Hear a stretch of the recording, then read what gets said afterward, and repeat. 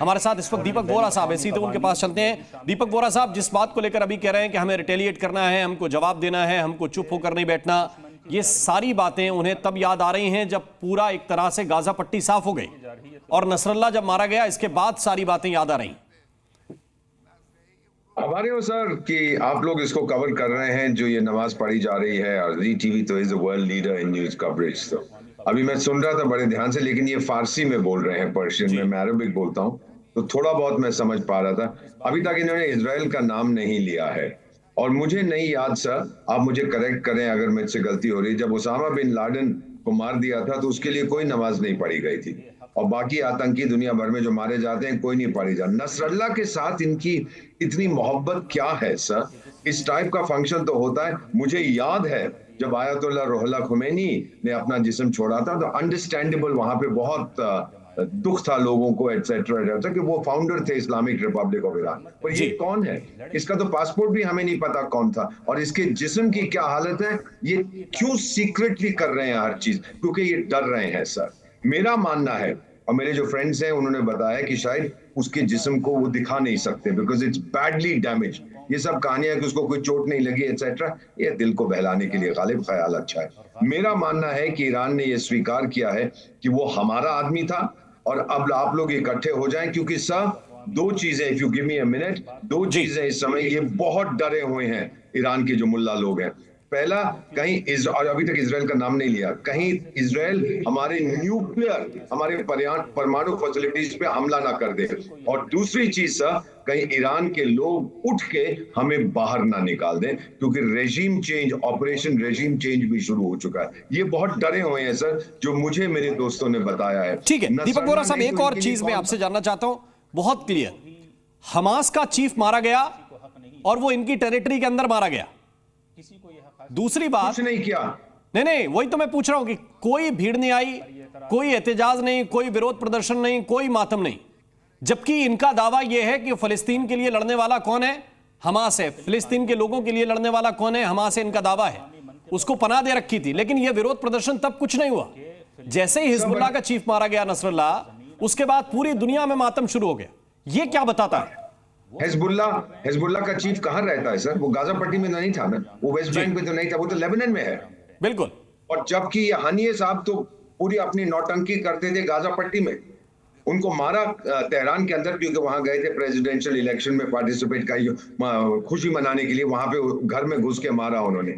ये यही बताता है सर कि जिन लोगों ने नाम सुना है उसका, उनको कुछ मालूम नहीं है। भारत में भी हम देख रहे हैं कुछ लोग ये चीजें कर रहे हैं कि वो मर गया, हाय वो मर गया, कौन था किसी को मालूम तक नहीं है कौन था ये व्यक्ति, क्या करता था, कितने आतंक के आरोप इस पे लगाए गए। He was an acknowledged terrorist, कितने देशों ने इसको टेररिस्ट घोषित किया।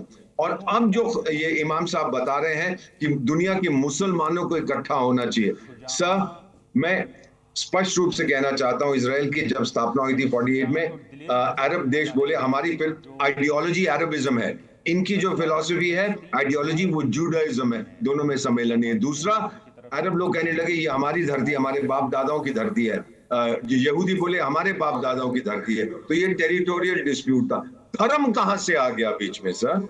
ईरान तो कहता है इजराइल को जीने का हक नहीं है, यहूदियों को जीने का हक नहीं है। इजराइल ये नहीं कहता कि मुसलमानों को जीने का हक नहीं है। इजराइल का अगर जंग हो रहा है, उसके इर्द गिर्द कौन से देश हैं? वो अकेला यहूदी देश है और सब तरफ इस्लामिक देश है, जो उस पे ऊपर दबाव डाले तो वो बचाएगा अपने आप को। ये कहना कि वो सिर्फ इस्लामिक देशों को चुन चुन के मार रहा है, ये गलत है सर। जब उसके सारे पड़ोसी जो है वो सब अरब देश हैं, वो क्या करेगा सर? और ईरान, आप याद रखें सर, अरब देश नहीं है, ये शिया है। जितने अरब हैं सर, जितने मेरे दोस्त हैं, मैं तो 20 साल उस एरिया में रहा हूं, सब ने मुझे व्हाट्सएप मैसेज पे यही कहा, अच्छा हुआ कि ये मारा गया, ये बड़ा खतरनाक आदमी था। अब इसके बाद इससे ज्यादा मैं आपको क्या कह सकता हूं? आपको जो मैसेज भेजने वाले हैं वो आपके साथी हैं, लेकिन हमने तो जश्न की तस्वीरें देखी हैं, लोगों ने जश्न मनाया बाकायदा, और उसका रीजन भी था कि आप किसी देश में जाके वहां का तख्ता पलट करेंगे, आपके 50,000 लड़ाके सीरिया में जाके वहां की सरकार बदल देंगे, लोगों का कत्लेआम करेंगे, तो वो क्या करेंगे आपके लिए? वो जब आप मारे जाएंगे तो आपके लिए फिर जश्न मनाएंगे। बोरा साहब 100% सर। आप तो आपकी टीवी चैनल पे मैंने बहुत बार देखा है मोहम्मद बिन सलमान, जो क्राउन प्रिंस है सऊदी अरेबिया के, उन्होंने साफ एक इंटरव्यू में बोला है सर, और ये पहली बार मैंने उन्हें सुना ये कहते हुए कि देखिए पैलेस्टीन को जो होता है होने दो, मेरा फिक्र सऊदी अरेबिया के लिए है, मैं तो मॉडर्नाइजेशन की तरफ जा रहा हूं, ये तो एक बहुत प्रिमिटिव इस्लाम की तरफ जा रहे हैं। तो ही हैज अंडरस्टूड कि ये सब करने से कुछ नहीं होता। इस्लामिक यूनिटी जो ये बात करते रहते हैं, जो ये मुल्ला जी बोल रहे हैं, ये नहीं है सर, सबको अपना इंटरेस्ट है। OIC, organisation of Islamic cooperation की मीटिंग बुलाई ईरान ने, यूएन सेक्रेटरी जनरल को एक चिट्ठी लिख दी उन्होंने। मतलब क्या है उसका, फायदा क्या है, उससे क्या हुआ है कि क्या वो इकट्ठे देश हो गए हैं कि हम लड़ेंगे इसराइल के साथ? किसी में दम नहीं है सर इस समय, क्षमा कीजिएगा, इनमें किसी में दम नहीं है कि इसराइल से टक्कर ले, बल्कि अरब देश तो नॉर्मलाइज कर रहे हैं इसराइल के साथ। बिल्कुल। और ये सिचुएशन, इस सिचुएशन में जो ईरान का पिछला कदम था वोरा साहब, जिसमें तकरीबन जानकारी है कि 200 से ज्यादा मिसाइल फायर की गई और इसराइल को टारगेट करके वो मिसाइल फायर की गई, कितनी लगी, कितना नुकसान हुआ, ये दूसरी बात है। लेकिन ये कार्रवाई जो नेतन्याहू कह रहे हैं कि ये खाली हम चुप नहीं बैठेंगे, हम भी बदला लेंगे, क्या आपको लगता है कि इसके आगे चीजें जाने वाली हैं? इसलिए खामेनेई अब संबोधन में अपनी कई ऐसी बातें भी कह रहे हैं कि उनको लगे कि नहीं, मानवता के लिए बात की जा रही है। इसमें बहुत स्पष्ट है कि अभी तक तो उनके प्रॉक्सीज, उनके चमचे लड़ रहे थे इसराइल के साथ, चाहे हमास है, चाहे हूती है, चाहे हिजबुल्लाह। अब ईरान ने डायरेक्टली अटैक किया है सर, उन्होंने जंग का ऐलान नहीं किया, नो डिक्लेरेशन ऑफ वॉर, ना इसराइल ने किया, but it is war between Iran and Israel. और फिर जो लोग कहते हैं कि वाइडर रीजनल कॉन्फ्लिक्ट होगा, कौन आएगा ईरान की तरफ लड़ने के लिए? कोई नहीं आएगा, एक देश नहीं आएगा। टर्की कहता है ईरान को कि तू अपने आप को बहुत चौधरी समझता है, लीडर तो मैं हूं। आप, हमारा जो पड़ोसी है भारत का आतंकिस्तान, वो कहता है लीडर तो मैं हूं। सऊदी अरेबिया कहता है लीडर तो मैं हूं। ये लीडरशिप की इशू भी वहां चल रही है, शिया सुन्नी के बीच में कितने 100 साल से ये जंग वहां पे चल रहा है। मेरा अपना मानना है सर कि इजराइल मारेगा अगले 48 घंटे में, जो मेरे दोस्तों ने मुझे बताया। एक तरह से खलीफा बनने की भी लड़ाई है कि खलीफा कौन कहलाएगा, क्या खामेनेई या फिर कोई किसी और देश का सुप्रीम लीडर? क्या कह रहे हैं इस वक्त खामेनेई? उनकी कुछ और बातें सुनते हैं। ये ए रहबर आज़ाद, ए हुर्रियत पसंद कायद, हम आमादा हैं, आमादा हैं।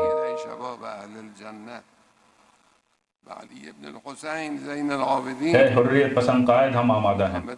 दूसरे खुतबे का आगाज हो रहा है, अरबी जबान में आप खुतबा इरशाद फरमाएंगे।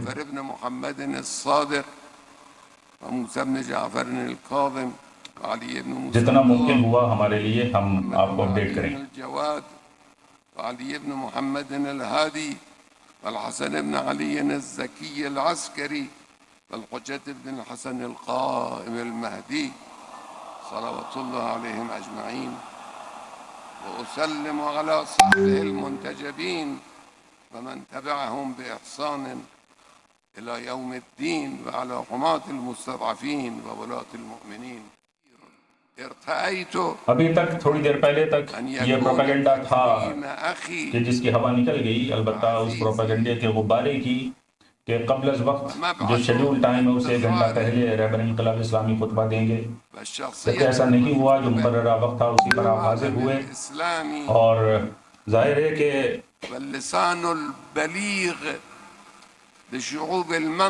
अल्लाहुम्मा सल्ली अला मुहम्मद व आले मुहम्मद। जो खुतबात होते हैं वो इस्लामी अहकाम की रोशनी में होते हैं, उनके शुरू होने का एक वक्त है, खत्म होने का एक वक्त है, बताया गया है, ताकीद की गई है।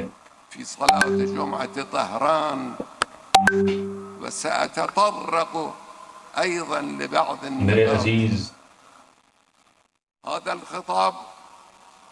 موجه للأمة الإسلامية جمعاء، إلا أنه موجه بشكل सैयद हसन नसरुल्लाह के लिए बहुत ही दिल को छूने वाले अल्फाज आपने इस्तेमाल किए। मेरे अजीज भाई, मेरे करीबी, लुबनान का गौहर, نحن جميعا مصابون।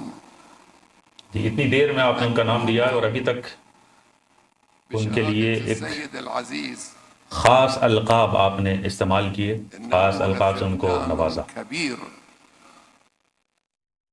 लक़द अफ़जाना बिकुल्ल माना अल-कलिमा। ये उम्मत इस्लामिया के लिए मेरा खिताब है। ला यानी अल-इक्तिआब वल-यअस वल-इत्तराब, बल हुवा मिन सिल्क़ तो खामेनेई कह रहे हैं कि ये फिलिस्तीनी लोगों का अधिकार है, इजराइल पर हमारा हमला सही था। खामेनेई ये भी कह रहे हैं कि हमने बिल्कुल सही हमला किया। ईरान की जनता को संबोधित कर रहे हैं खामेनेई। और इसी पर चर्चा के लिए हमारे साथ इस वक्त दीपक वोरा साहब हैं, हमारे साथ सैयद जवाद इस वक्त जुड़ गए हैं और हमारे साथ नूर अहमद अजहरी भी जुड़े हुए हैं। खामेनेई कह रहे हैं कि अल्लाह के बताए हुए रास्ते से ना हटें, ये बता रहे हैं मुस्लिम भाईचारे के साथ चलें, यानी कि सबको एकजुट करने की कोशिश कर रहे हैं। लेकिन यह भी उतनी सच्चाई है कि अरब देशों में लीडर कौन होगा उसकी भी अंदर खाने कहीं ना कहीं जंग चल रही है और इसी की वजह से इस तरह के हालात बने हैं। हम सीधे चलते हैं और सैयद जवाद इस वक्त जुड़े हुए हैं। सैयद, किस तरह से देख रहे हैं आप इस पूरी सिचुएशन को? ये खामेनेई जिस तरह से एड्रेस कर रहे हैं अपनी देश की जनता को, इसमें आप क्या पा रहे हैं? नहीं, देखिए क्या है, उनके लिए नसरुल्लाह का जाना उनके लिए एक बड़ा सेटबैक है। और पूरे अगर आप लेबनान को देखेंगे, जो पूरी प्रॉक्सी है वो ईरान ने ही दी। और ईरान की पुष्ट पे अगर कोई बैठा हुआ है या ईरान को जो सपोर्ट कर रहा है, अभी जो ईरान ने बैलिस्टिक मिसाइल या क्रूज मिसाइल जो चीजें दे रखी है वो रूस की टेक्नोलॉजी से उनके साथ शेयरिंग हुई है और वहां पर उन्होंने सपोर्ट किया।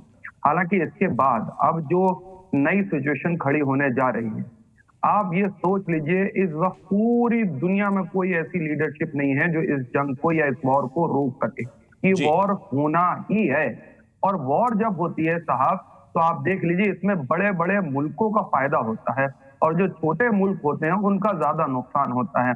इस वॉर को करने के बाद आप देखिएगा, यही चाहे मिडिल ईस्ट हो गई, चाहे सेंट्रल एशिया कंट्रीज हो गई, जो हथियार है, अमेरिका का जो मेन बिजनेस है हथियार बेचने का, वो बाकायदा बता के बेचे जाएंगे कि देखो हमने गाजा में ये मिसाइल टेस्ट करा था, सटीक निशाने पे लगा, ये हमने जो है फाइटर जेट उड़ाया था, ये लगा निशाने।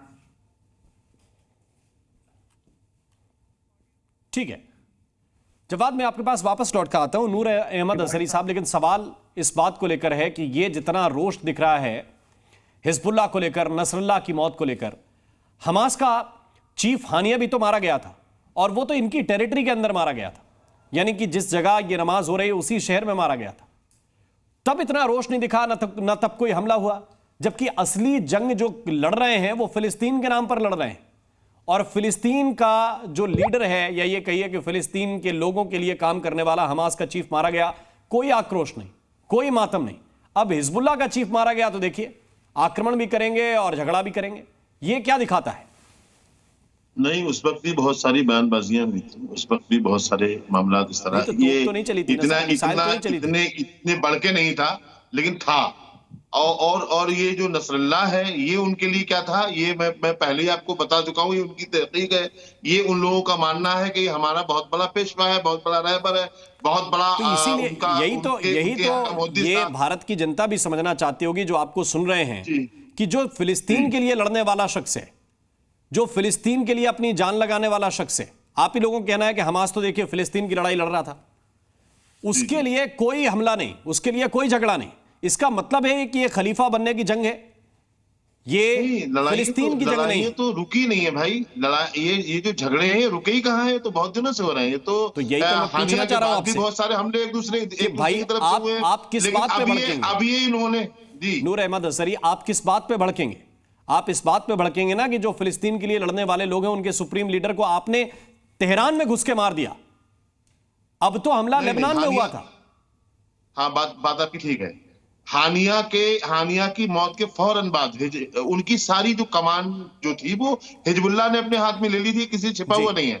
और जब हिजबुल्लाह का यही लीडर था जिसे हम नसरुल्लाह कहते हैं, तो नसरुल्लाह ने जो कमान संभाली, नसरुल्लाह पर उनका पूरा यकीन निखेर हो गया था। मुझे ऐसा लगता है कि नसरुल्लाह के बाद कोई ऐसा लीडर उनके पास है नहीं जिसे वो उसकी तलाश में ढूंढने में है।